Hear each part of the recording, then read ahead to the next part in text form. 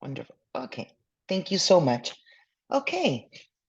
Once again, my name is Dr. Angela Palmieri, and I am very excited to present to you my presentation today, which is what are the benefits of early multilingualism and how do young children learn languages?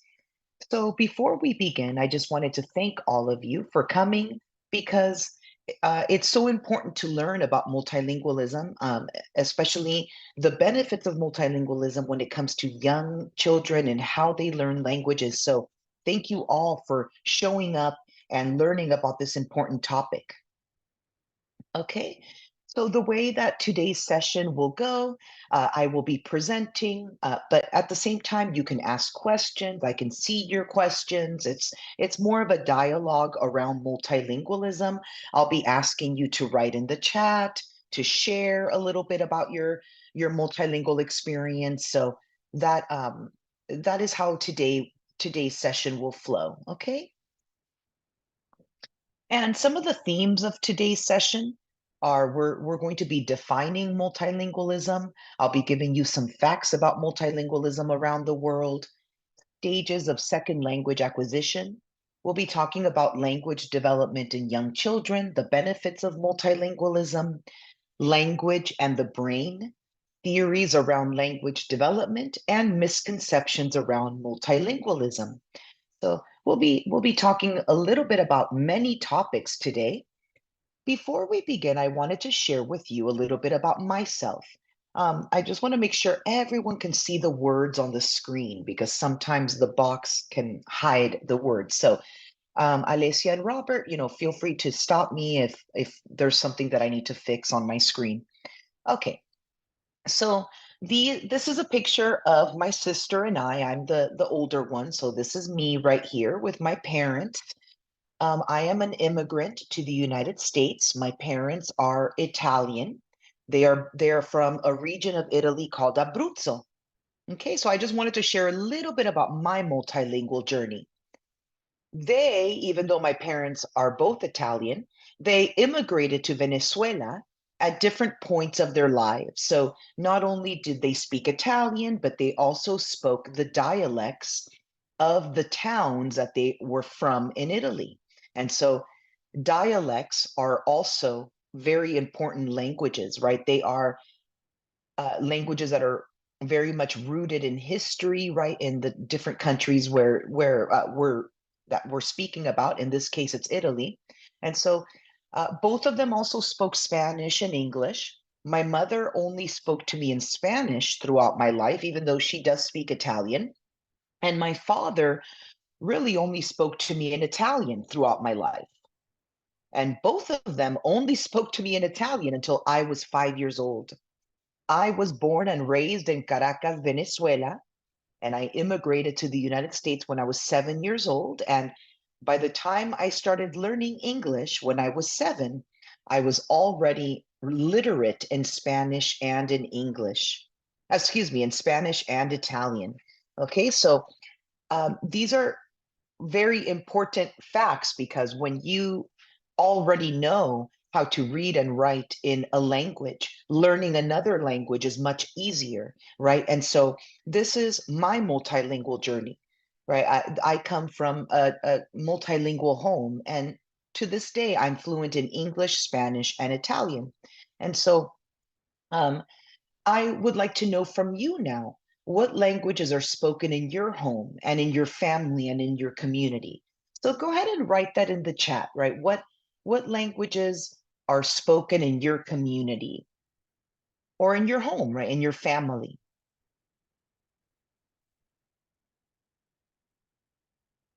So go ahead and share in the chat what languages. Okay, Russian, German, Belarusian, Lithuanian. Okay, wonderful. Spanish. Okay, beautiful. Russian, Belarusian, English. Okay, a lot of languages represented here today, right? So uh, we are a multilingual world, right? French, Belarus, right? Okay, lots of languages. So the world is becoming more and more multilingual. It's so important for us to learn languages so we can live in a global society and in a global world as global citizens. So thank you everyone for sharing. Let me see. Yeah, we speak Russian at home and try to speak more Belarusian. Okay, the kids and we learned Polish. Okay, I'm fluent in English and speak some German. Thank you. Thank you everyone for sharing. So we are all very multilingual in this space, right? And so there's many definitions of multilingualism. So what does it truly mean to be multilingual, right? We actually can't agree on what it is to be multilingual in the research field, right? In education. However, here are some definitions, right? So the ability to use more than one language for a variety of purposes at different levels of proficiency, being able to communicate in more than one language, the ability of an individual speaker or a community of speakers to communicate effectively in three or more languages. Is there anything that you would add to the definitions of multilingualism? What else would you add to these definitions, if anything? Go ahead and write that in the chat if you would add anything to the definitions of multilingualism. If not, that's okay. Okay. So sometimes we speak one language much more fluently than another. Okay. We're seeing, I would say, so thinking and night dreaming in multiple languages. Okay. Very interesting. Yep. I would say being able to think in different languages without always translating between them. Okay, yes, absolutely. So as you can see, all of us have different, in a way, definitions of multilingualism. But we know that the definition requires multiple languages and being able to communicate in those languages at different proficiency levels, okay? And so thank you everyone for sharing. And so for this presentation, multilingualism and bilingualism, I know they don't mean the same thing, but sometimes we will be using them interchangeably and synonymously. So you'll see what I mean as we get further, but we are using these two terms very similarly, okay? And so there's many types of multilingual homes as well. You just heard me talking about my multilingual home or with my family, my parents and my sister, but there's many types. I mean, some of them include where parents speak different languages, right? You have one parent speaking one language, another parent speaking another. Sometimes children go to school in a language that's different than their mother tongue. Sometimes grandparents speak a different language, a third language, a dialect, or an indigenous language. Sometimes children learn other languages in school, or sometimes families learn other languages just for fun. So, what about your family? What type of multilingual household do you have? So, go ahead and share that in the chat. Tell me a little bit about your home. How are the languages distributed in your home?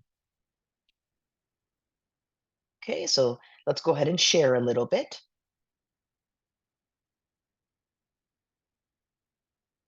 Okay, sometimes I know it takes a while to, yeah. Okay, so kids go to school in another language. Okay, yes, beautiful. We'll be talking a lot in other webinars about how you can support your children in learning other languages. So I'll be sharing a little bit about that later. Thank you everyone for sharing. Okay, let's keep going. So there's many ways to become a multilingual person, right? Sometimes you become multilingual in your home. Sometimes it's through your grandparents in school, in world language programs, right? At the secondary level, at the university, traveling, technology, right? I have friends who are learning languages maybe at the beginning stages through Duolingo and different ways, through friends. Believe it or not, I have friends who learn Spanish just by being friends with Spanish speakers, right? So there's many ways to become multilingual, not just one way, right? And so interestingly, and I know that this looks like a lot of words, but I will be going through them. There are 6 types of bilingualism. So there's 6 bilingual types, I guess we could say, okay? And so then I will ask you, what type of bilingual person are you? So there's 6, okay? The first one is the semilingual, the person who's not strong in either language, right? They are essentially they are multilingual, but they don't have a very high proficiency in both languages, okay? Then we have a passive bilingual, someone who's a native speaker and is able to understand another language but not speak it. So let me rephrase that. When you speak one language as a native speaker and you are able to understand another language but not speak it, okay? Then we have a dominant or compound bilingual, which is a person who is more proficient in one of the 2 languages, okay? We have a coordinate bilingual. This is like me, right? So you have one parent speaking to you in one language, another parent in another, or any family member really, that you develop 2 linguistic systems at the same time, okay? And you can handle each one of them very easily, okay?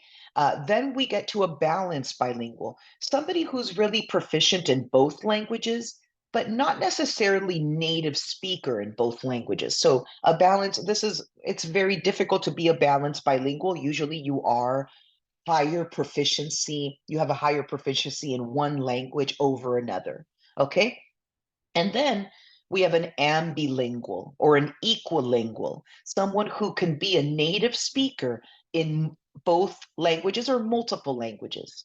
Okay, so now hearing the 6 types, what type are you? Go ahead and write it in the chat, or your children, whoever you want to speak about. What type of bilingual are you? Go ahead and write that in the chat. Okay, compound. Okay, thank you. Anyone else want to share? Okay. Don't be shy, everyone. Go ahead and share if you would like. Okay. If not, that's okay. Don't worry. You don't have to. Okay. So uh, I find this very interesting because our children always fall into one of these types of bilingual types, or characteristics. I would say. I have someone else in the chat. Balanced bilingual, right? Me, a German teacher, absolutely. Okay, right. Okay, very interesting. Thank you, everyone.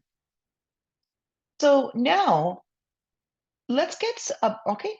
I love hearing from the chat. So if you don't mind, I'll stop every time I see something in the chat. I'm a compound bilingual. My child is slipping into passive. Okay, yes, yes, absolutely. Okay, going back to this, this is a very important point, right? You can become a passive bilingual throughout as your life proceeds, right? As you get older, if you do not use your languages.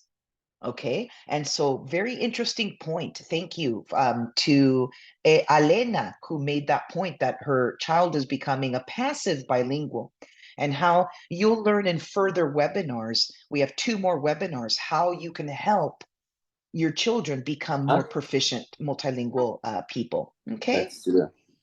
Да, что? Okay. Да. All right. Кого? I Я see. посмотрю, меня не знаю. Okay, if we wouldn't mind muting, because we can. Yeah, it's okay. I could do it. There we go. Okay. Thank you. You're welcome. Okay, everyone. So if you wouldn't mind, sometimes if we can hear you, I'll go ahead and mute you. Don't get offended by that. It's just because we have to, proceed with the webinar. Okay. All right. So I just wanted to share with you some interesting facts about multilingualism around the world. You will love these facts, okay? So we have 7,168 languages spoken by people around the world, okay? These languages are declining. The number of languages is declining, okay? Because many of them are becoming extinct. You'll see what I mean in a moment. But languages, remember, languages are alive. They are dynamic. They're used by communities whose lives are shaped by our rapidly changing world, right? So they change, languages change, they don't stay the same, okay? So 40% of these languages are endangered, with fewer than 1,000 users remaining in that 40% of those languages. And then 23 languages actually make up half of the world's population of multilingual speakers. So just 23 languages make up most of those population speakers, right? So, and then 90% of the world's languages are spoken by less than 100,000 people. That means that those are the indigenous languages, right? Those are the endangered languages because very few people speak them, okay? And then 46 languages only have one speaker, just one, okay? So languages they're beautiful. That's why I do this for a living, because I love talking about language and multilingualism because of what you see here, right? They are such a big part of who we are as people. So this is how the languages are distributed around the world. So Asia has the most languages. We have 2,294 languages spoken. Africa, 2,144. The Americas, 1,061. The Pacific, 1,313. And Europe, 287 languages. Okay, so here we see the world's most multilingual countries because they have the most languages in within the country. So we have Papua New Guinea that has 839 languages, right? And so you see the list. This makes up um, sorry, sometimes when I see the chat, I want to make sure that no one's asking me a question there. So this makes up the world's most multilingual countries because of how many languages are spoken in that country. So I thought that was very interesting, and I wanted to share all of that with you.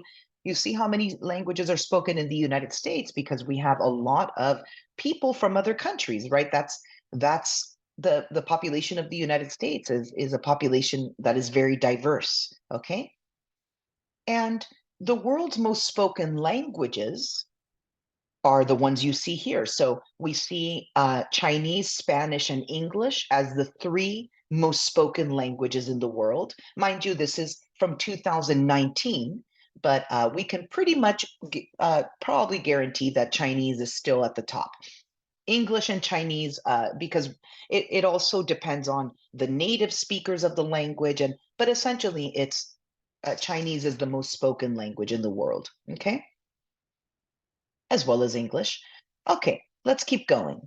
So just out of curiosity, I know all of you you are multilingual, but if you could choose to learn any language, what language would you choose to learn? So go ahead and write that in the chat.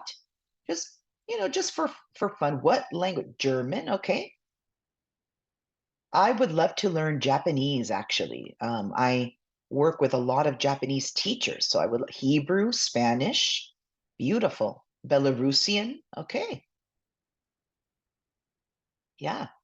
Dutch, interesting. Yeah, a lot of, there's so many languages to choose from. Spanish, Japanese, okay. Japanese is my dream, and Hungarian, absolutely.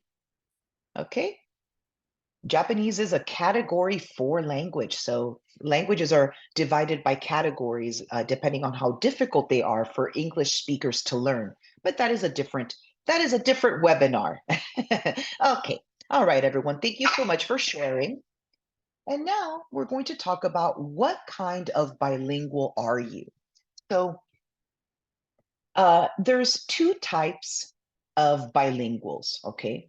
Not and let me explain what that means. So we talked about the types of bilingual, I guess we could say characteristics of bilinguals, but these are the ways that we learn a language. Okay, so there's two types. There's a sequential bilingual, okay, which is a person who learns another language after the age of 3. Okay, after the age of 3, you have your mother language, your first language, and then you learn another language afterwards, after the age of 3. And that's where you see different proficiency levels in these languages, right? Which is very common. One of them will be higher than another. And then it depends on the exposure of the languages as well, how much exposure and education you have in these languages. Sometimes we call these students second language learners. And then we have a simultaneous bilingual. So a simultaneous bilingual is children or any bilingual person who learns another language or 2 or more languages between the ages of 0 and 3. Usually those languages are equal somewhat, right? It's very difficult for all languages to be equal, but usually they are, right? Because you're learning them at the same time. However, one of them will be dominant maybe over time, okay? And so you establish 2 separate systems at the same time, like I did. That's well, actually, I should say I only learned Italian until I was 5. So actually, I would say that I was a sequential bilingual. Okay. What about you? What type of bilingual are you? Sequential or simultaneous? So go ahead and write that in the chat. Okay. What type of bilingual are you or your children? Okay. So sequential. Okay. Good. Sequential. Okay. Most of us are sequential because usually, well, actually, there are people who are exposed to multiple languages since from birth. Okay, so no simultaneous bilinguals in the group. Okay, that's all right. Let's see. Okay, sequential me, simultaneous my child. Okay, absolutely. Thank you, everyone, for sharing. Okay, let's keep going. So now I want to show you this incredible video about why being bilingual is good for the brain. We're going to be talking about that further in a moment, but you'll really enjoy this video. It's quite short, so I'll play it and Thought that being we'll talk about it bilingual in a was bad moment. thing, that it would confuse or hold people back, especially children. Turns out we couldn't have been more wrong. Learning new languages is an exercise of the mind. It's the mental equivalent of going to a gym every day.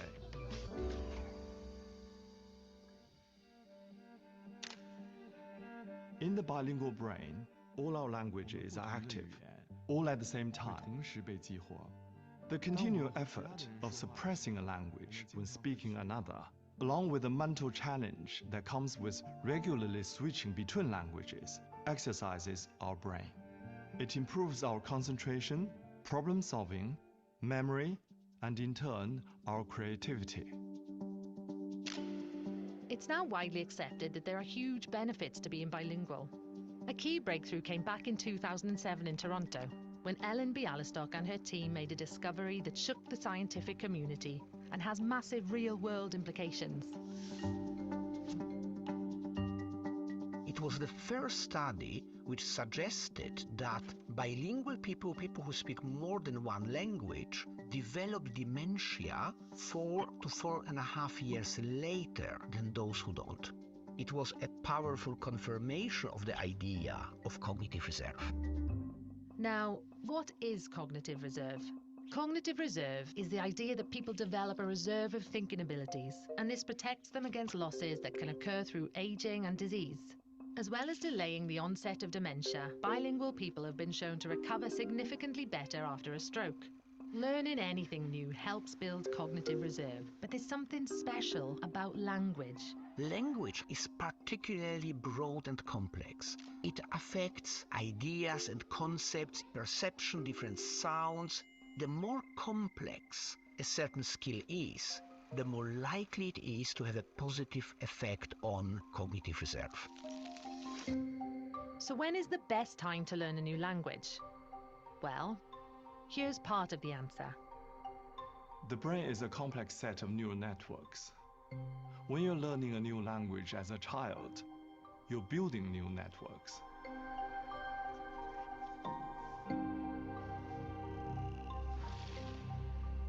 when you learn a language later in life, you have to modify the existing networks and make more connections.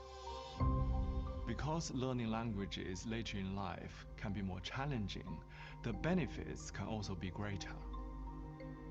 But a 2023 study at Great Ormond Street suggests this is just part of the story.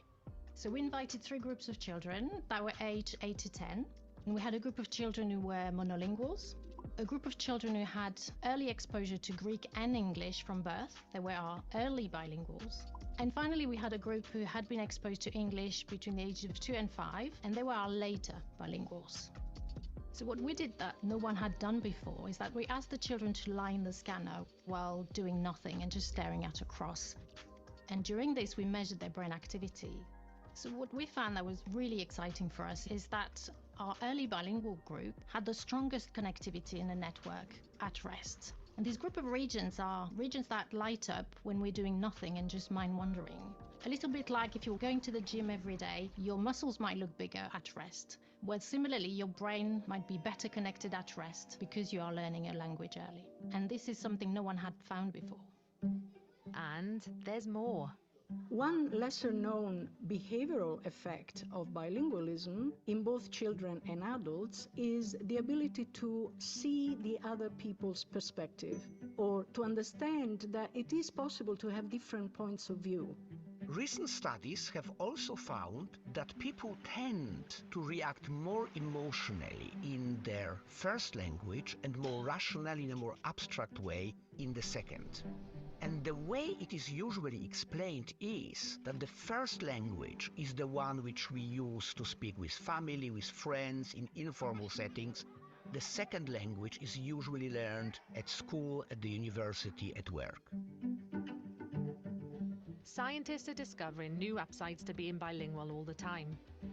And it's not just our brains that benefit. Learning new languages and speaking more than one language is very important not only for individuals but also for societies. Learning new languages can open doors to new cultural experiences, life opportunities. Different people, different communities, and different ways of seeing the world. And with that, we'll say a final Ma'assalama. 再见. Au revoir. Arrivederci. Goodbye, do widzenia, auf Wiedersehen, adios, adios. Bye.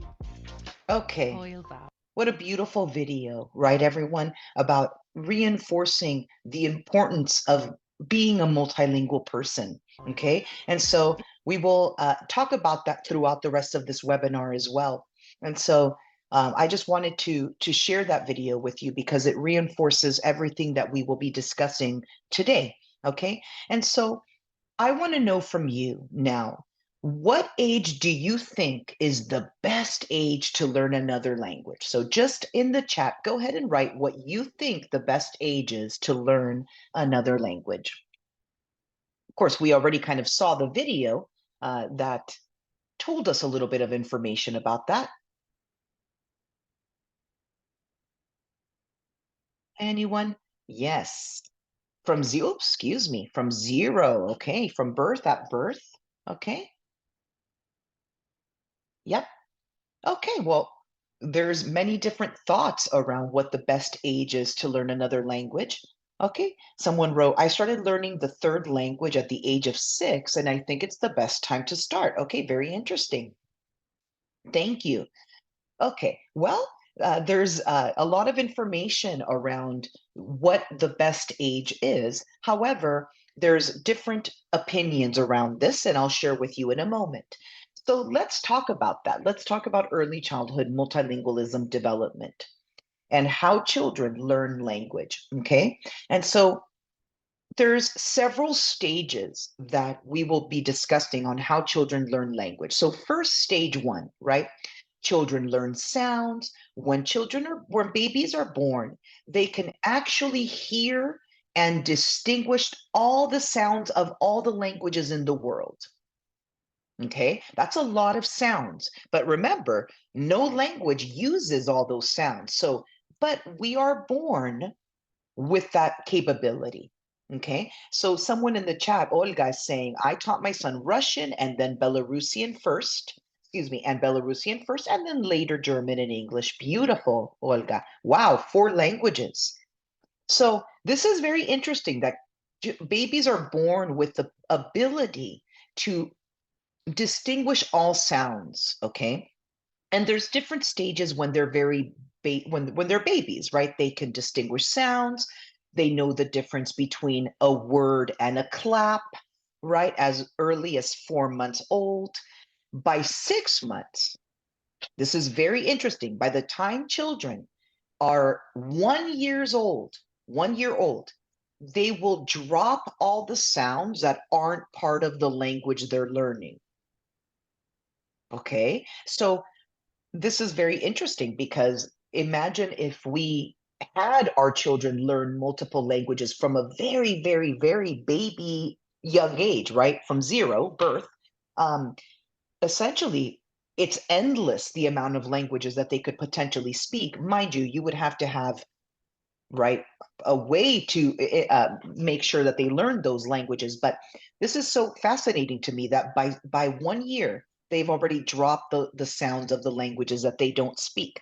So then we get to stage 2, right? The kids get a little bit older, and this is where they start learning words, right? So they learn that sounds make words and that words make meaning. And remember, when we're speaking, if you really think about what we're doing, all we're doing is making sounds. That's all we're doing. But a child must be able to recognize that one word is ending and the other one is beginning. And that's called word boundaries. Okay, so all of this happens when you are very, very young, right? So even at 8 months, kids can recognize word boundaries. Okay, and they start understanding and learning what these words mean. Then at 12 months, they attach meaning to words. So, wow, phone is the phone, right? They can able to recognize what these words mean, and then they mimic, they repeat, right? Or they begin mimicking these new words, and then at 18 months, they're actually able to recognize the difference between nouns and verbs, and that's why their first words are nouns usually, okay? Like mama, right? Bottle, whatever language you're speaking, but usually it's nouns, right? So then at stage 3, they learn sentences, right? So they learn how to create sentences using the correct word order. And fascinatingly, grammatically, the grammar becomes embedded um, in this underlying way where children can actually begin understanding the correct versions of grammar without ever having learned this. Okay, so let me explain a little further. So by the time they're 2 years old, it's yes, if we wouldn't mind please muting. Yes, if you are unmuted.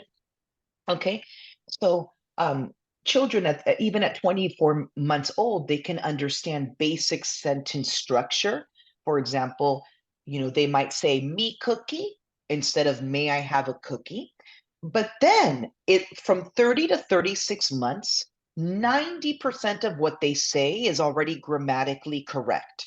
This is, for me, one of the most fascinating things about language learning, that you inherently understand the foundation of a language grammatically, and you just know it inherently. It's quite fascinating. And so 90% by already 30 months to 36 months, what they're saying is grammatically correct, right? And then as they grow, their vocabulary expands. Then at the age of 12, this is, I think everyone's going to be blown away by this. At the age of 12, the foundation, the architecture of your brain for language learning is complete. It's complete. So you can definitely learn languages after that, but that stage of the brain where it's been developing language throughout all this time, the architecture will be done now. And so essentially it leads us back to the question, what is the best age to learn another language? Now, before I get into that, does anyone have a question about what I just shared? A question or comment? Okay. It's okay if you don't. Just want to make sure everyone has a chance. So the best age for a child to be multilingual when it comes to second language learning is the ages between 2 and 13. I would say between birth and 13, but because there's such a debate around this, right, from what the research, when I was, completing the work for this webinar, essentially, these are the ages that are the best ages for learning another language, okay? It doesn't mean you won't learn it afterwards, but it will be much more challenging. And there's different things that happen. For example, when you learn languages at a young age, you don't develop an accent as much speaking the other languages. And there's nothing wrong with an accent. My parents speak with accents, but there is, that's an important fact, I think. So this is called the critical period hypothesis, which means that after the age of 12, it becomes much more difficult to learn another language. And I just wanted to share this with you that essentially you can see on the left, language scoring. These are usually assessments through grammar that are given to children. And it shows here that the older the kids, the less they will score proficiently in a assessment that has to do with grammar. Okay, and so when you have young children, they score much higher because they are younger. Their brains are able to grasp all of this information that comes with language learning, and that's called the critical period for language acquisition. Okay. And so that is very interesting. Not too many people know about the critical period hypothesis. And that's why I wanted to share that with you. Okay. And so interestingly, and I'll just go through this very quickly, the brain, of course, is designed for us to learn languages. And that part of the brain exists on the left side of the brain, the left hemisphere, where we learn about language and speech. And I won't really spend too much time on this, but there's 4 areas of the brain where we learn language. So Broca's area is where we learn how to speak, the speech production of language and the motor that's responsible for speaking. Wernicke's area is language comprehension, understanding speech and language. The motor cortex is the physical production of like your mouth and your lips of speech, right? And then we have the auditory cortex, which is essentially what receives the information through the ears and then essentially for understanding, right? So this is quite fascinating, I think, to learn the centers of the brain where language exists. Now we're going to get into some of the benefits, and I'll be asking you to share in the chat a little bit. But there are many benefits to being a multilingual person. Okay, there's educational benefits, cognitive, economic, cultural, familial. We'll be going through this in a moment. So just like you saw in the video, okay, in the video you saw that even when our brains are resting, when you're a multilingual person, those brains are activated, even if you're resting. Even when we're not engaging in linguistic tasks. So what that causes is that our brains are able to have different benefits. For example, the executive function of the brain, where you switch your attention between things and your memory. Okay, all of this affects your intellectual ability, your cognitive flexibility and problem-solving skills, you become much more perceptive of the world, and of course, you are more protected against the decline of executive function and control in aging, just like the video told us, okay? So there's so many cognitive benefits. Is there anything else you would add here to the cognitive benefits that multilingualism has when it comes to the brain? Anything else? For some reason, the chat disappeared. I don't know if it, so if there's somebody writing in the chat, I can't see it. But if you do see something, Alessia, if you wouldn't mind letting me know. So Yes. Margarita wrote that that's amazing that our brain is empty when we're born, and we just fill it with just feed it with a language. But that fact that we can do this when we are adults is confusing. Oh, you mean the fact that that is difficult we to can't learn? do this like children. Yes, Yeah. I know. Yeah, I mean, it's all about the way that the brain works, and how the brain is so different when you're very young, you know, that as you get older, it changes and it becomes much more difficult to learn things in general, really, but especially language. Thank you, Alessia. Okay. Now we get to the educational benefits of multilingualism. I mean, there's so many, right? There's the ability, of course, to learn languages in the future, right? So if you know 4 languages by the time you're 12, I mean, imagine how many languages you can learn in the future. If you even if it does become more difficult, you have such a strong base of language, right? It promotes higher levels of abstract thinking and reasoning, increased levels of creativity, right? You learn in improved manner through different subject areas. So there's many benefits of educational benefits as well. If you would like to add another one, please go ahead and write that in the chat. There's so many educational benefits, of course. Okay. Does anyone have anything to share?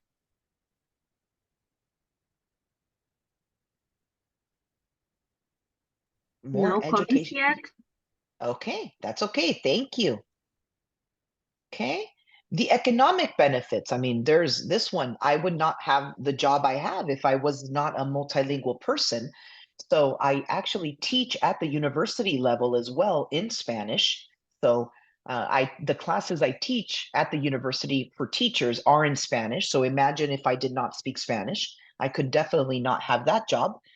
So there's many economic benefits, right? So there's, I mean, the amount of jobs that you would be considered for because you're a multilingual person, right? Very high demand for multilingual people.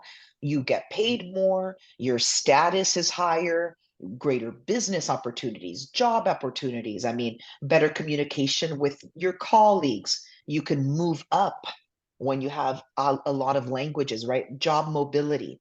So if there's anything else you would add in the chat, go ahead and write that, right? Or any of your experiences, right? What benefits have you seen in your life because you're a bilingual or multilingual person? Okay, so go ahead and share that, right? What other benefits exist for you? Okay, economic, educational. Olga wrote that educational benefits, you may learn English, Italian using your English knowledge. Absolutely. Absolutely. Yep. Yes. You learn other languages because of the knowledge that you have in the languages you already know. That's why it's so important for you to have a very high level of proficiency in your first language so that you can learn other languages more easily. Okay. And the other webinars will talk about how you can do that. Okay. And there's also sociocultural benefits. I mean, imagine the beauty of being multilingual, traveling around the world, connecting to other cultures, even in the countries that we're all in. We have so many different types of people. You become globally aware when you're a multilingual person. It's not just about your small world, right? You become much more accepting and loving. You reduce bias and discrimination. It improves your self-esteem. I mean, you become much better at developing relationships with other people. Okay. And then the familial. We don't talk about this enough, but when you are able to speak the language of your grandparents, which sometimes children lose the languages of their grandparents or your parents or your ancestors, right? So when you are able to have that family tie with the language, you keep your culture alive, you keep your native language, you allow communication between family members, which sometimes gets lost when you lose your language. Okay. Is there anything else you would add to the cultural or familial benefits? Go ahead and write that in the chat if you would add anything else. If not, that's okay as well. Okay. No comments, Alessia? No comments. Okay, that's okay. Okay. Well, I just asked you to write that. That's fine. So we're actually getting very close to ending our session. I just want to end with this, okay? We're about to talk about some misconceptions around multilingualism.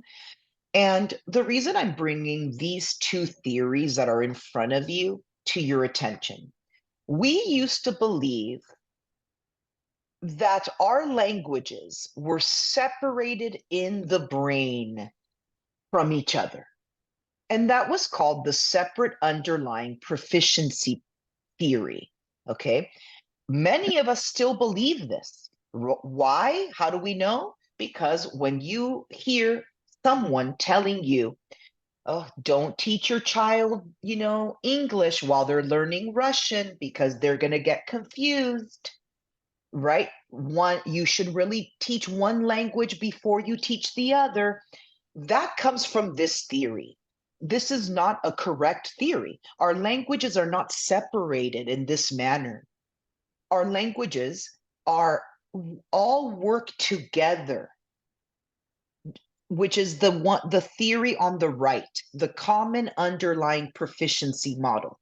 Our languages are stored in the brain. Of course, they come out as languages in different ways when we speak, when we write, but they all work together. So that means that when you're learning multiple languages, one doesn't lose because of another. Does that make sense? So very important to remember, this is where these misconceptions come from. We, a lot of times, do not understand language learning very well.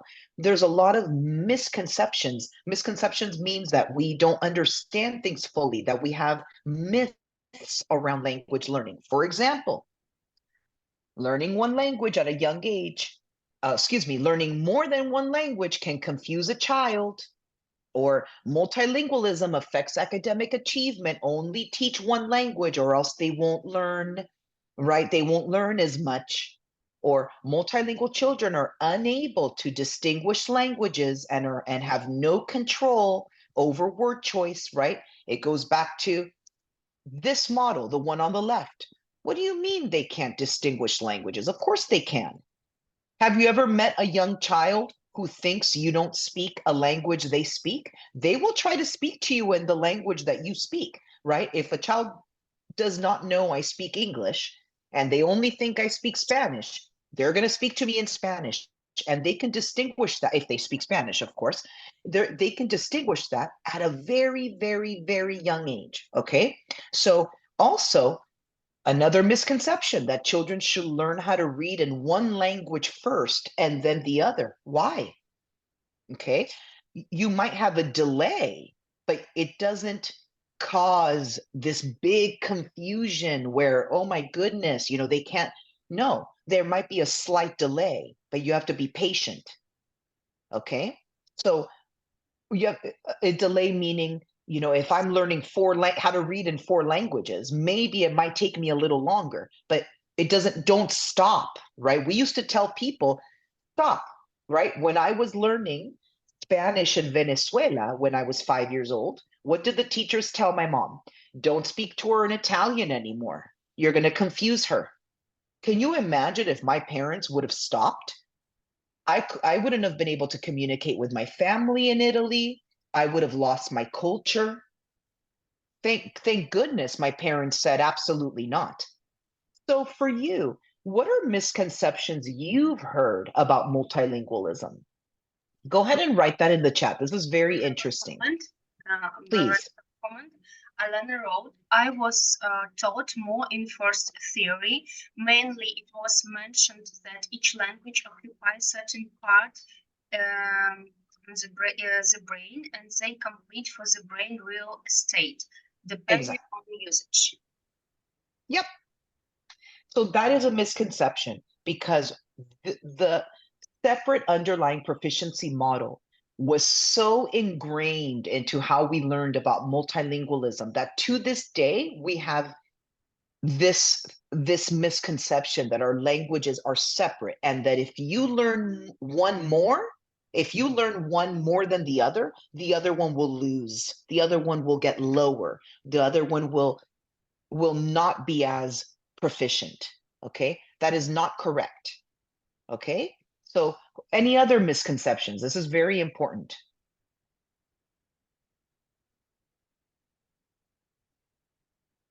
Okay, if there aren't, that's okay.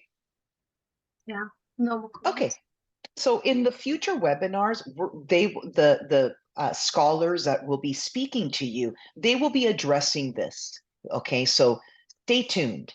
And so we are now closing our webinar, and I want to end with, for you, what does multilingualism mean in your life? What is the significance? What, for me, right, it was the connection to my cultures. It was the ability to connect with many people around the world who speak Spanish, Italian, and English. I mean, my life has been changed because of my multilingualism. I've traveled the world.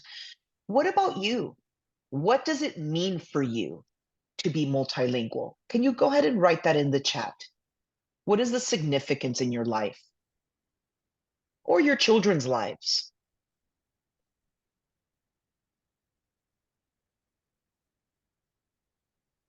What does it mean for you?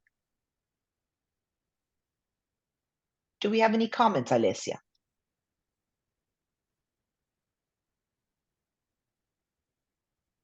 We have a comments from Olga. She wrote, you will know any language well, misconception.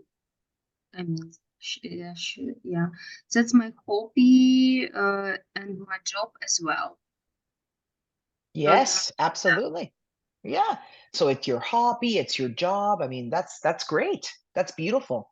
Okay. Other comment, globalism, good food, Good food. education, possibilities to learn different people.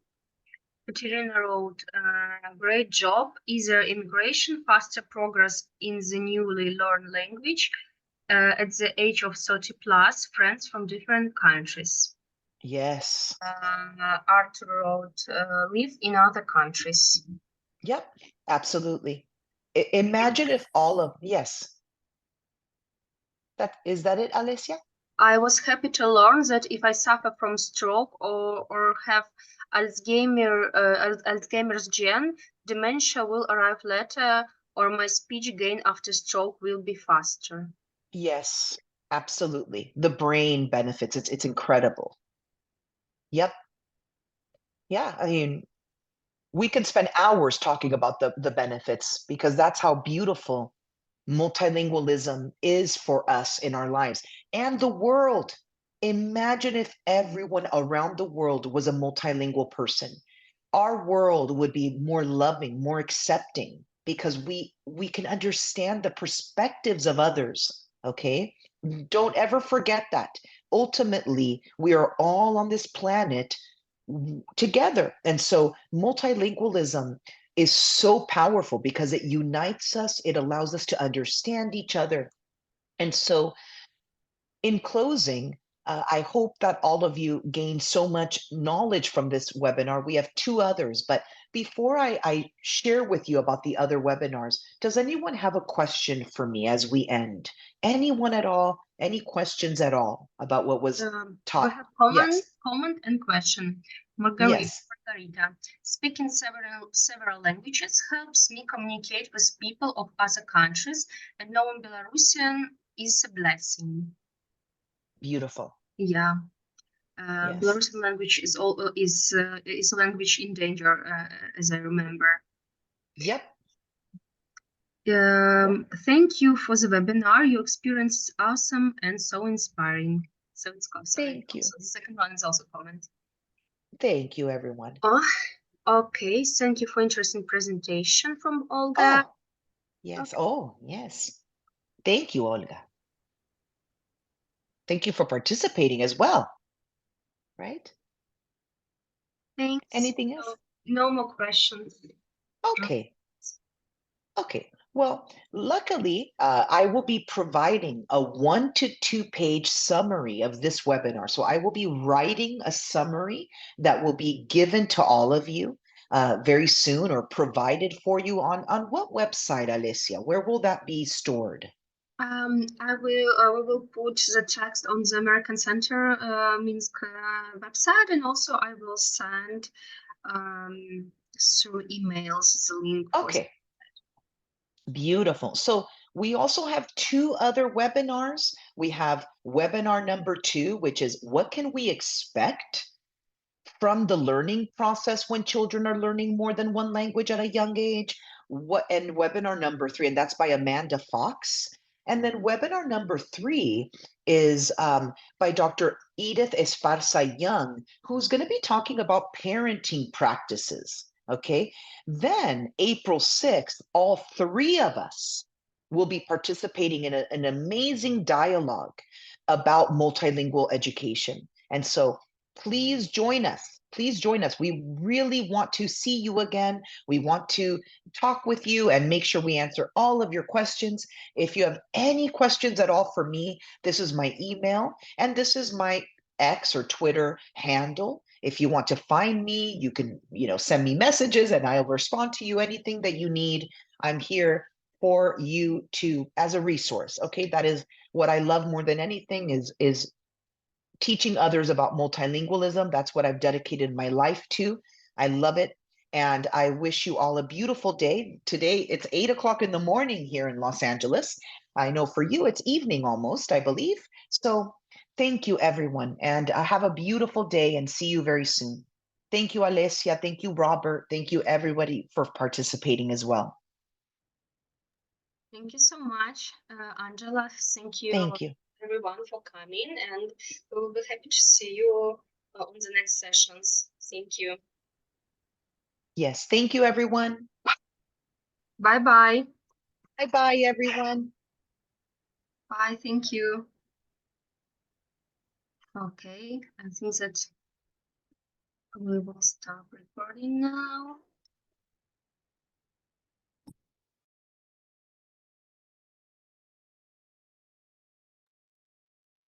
Okay, thank you so much.